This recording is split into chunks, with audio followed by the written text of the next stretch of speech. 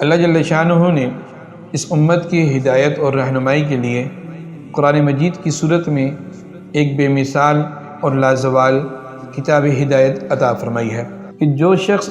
کسی دن 10 آیت بھی تلاوت نہ کر سکے تو فرمایا کہ وہ دن ایسا ہے کہ جیسے سر بریدہ انسان کھڑا ہوا نظر آ جائے، تو یعنی کہ بے برکتی کو سر بریدہ انسان سے مثال دی گئی ہے۔ ویڈیو بائی یوسف۔ بسم اللہ الرحمن الرحیم۔ ذالک الکتاب لا ریب فیہ ھدی للمتقین، صدق اللہ العظیم۔ اللہ جل شانہ نے اس امت کی ہدایت اور رہنمائی کے لیے قرآن مجید کی صورت میں ایک بے مثال اور لازوال کتاب ہدایت عطا فرمائی ہے۔ جب ہم رسول اللہ صلی اللہ علیہ وسلم کی احادیث طیبہ کا مطالعہ کرتے ہیں تو ہمیں یہ بات پڑھنے کو اور جاننے کو ملتی ہے کہ اللہ کے رسول صلی اللہ علیہ وسلم نے اس کتاب ہدایت کے بہت فضائل بیان فرمائے ہیں، بلکہ ایک موقع پر آپ صلی اللہ علیہ وسلم نے تشبیہاً بہت زبردست بات فرمایا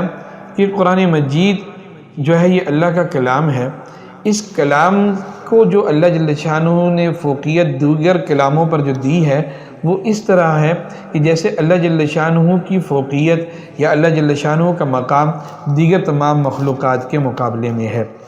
یعنی یہ کلام جو ہے اللہ جل شانہ کا جو کلام ہے، جو قرآن مجید ہے،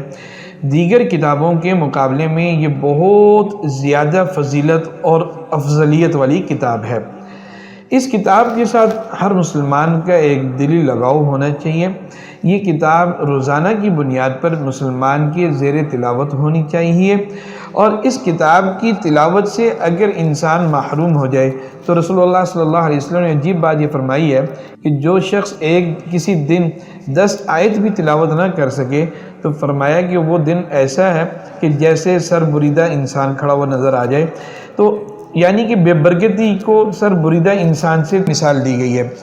جبکہ اس کے مقابلے میں اللہ کے رسول صلی اللہ علیہ وسلم نے اس کی تلاوت پر بہت زیادہ اجر و ثواب بیان فرمایا۔ ایک موقع پہ فرمایا کہ جب کوئی شخص تلاوت کرتا ہے تو اس کو ہر حرف کے بدلے میں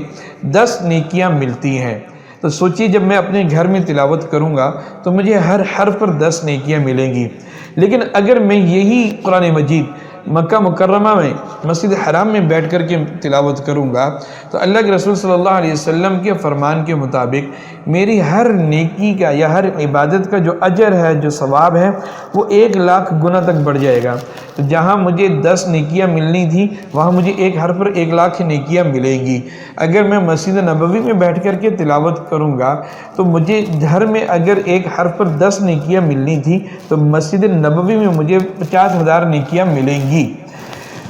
اب جب اللہ جل شانہ نے مجھے وہاں حرم میں حاضر ہونے کی توفیق عطا فرما ہی دی ہے تو کیوں نہ میں اپنے وقت کو قیمتی بناتے ہوئے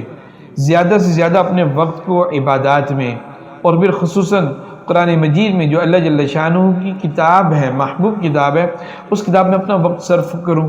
میرا وقت بھی قیمتی ہو جائے گا اور مجھے اجر بھی زیادہ سے زیادہ مل جائے گا۔ تو کوشش یہ کرنی چاہیے ہم سب کو کہ جب ہم